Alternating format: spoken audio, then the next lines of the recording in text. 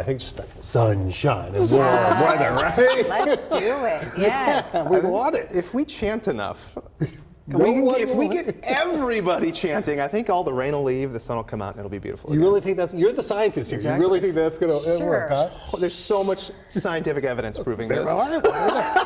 Okay, probably not. Yeah. But anyway, we can hope, right? We can dream. Yes. And there are some sunnier days in our forecast. And again, I think they're going to land on the right days. But looking outside right now, you can see the rain that we have got working its way on through has been relatively light near the metro. Anything heavier has been to the south. But even that down near Greenfield through Quincy has tapered back. Still seeing some heavy rain. Sheridan eastward towards Albia and upwards towards Oskaloosa as well. You can see that slowly moseying its way off to the north. We do have quite a bit of lightning in these too, so areas off to the south, don't be surprised if you hear quite a few rumbles, but know that we're just largely looking at lightning and the potential for some heavy rain. We are not looking at a severe weather threat with these. Look at the rain that's fallen now south of I-80. Anywhere from 3/4 of an inch to over an inch for some of those southern portions of the state. You get north of I-80, just fractions of an inch. So as we track the remainder of this, watch as it dries out into the evening.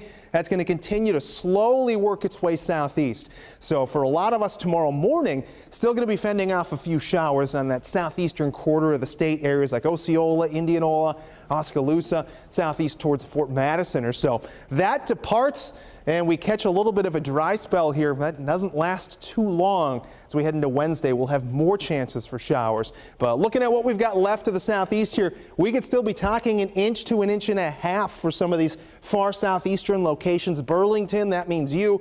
Ottumwa still to the tune of around 1/3 of an inch or so. But temperature-wise, hasn't been too bad today. Clearly rain having an impact to the south, though. Low to mid 60s and areas to the north, upper 60s to low 70s.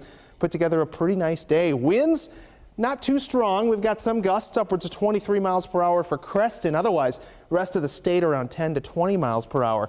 And we look at the day tomorrow, we will eventually shed the rain, though we've got some early on. Again, if you're southeast, that southeastern quarter, likely going to be dealing with hit or miss showers for much of the day. But if you want to get out, the afternoon not looking bad, could even work in some sunshine.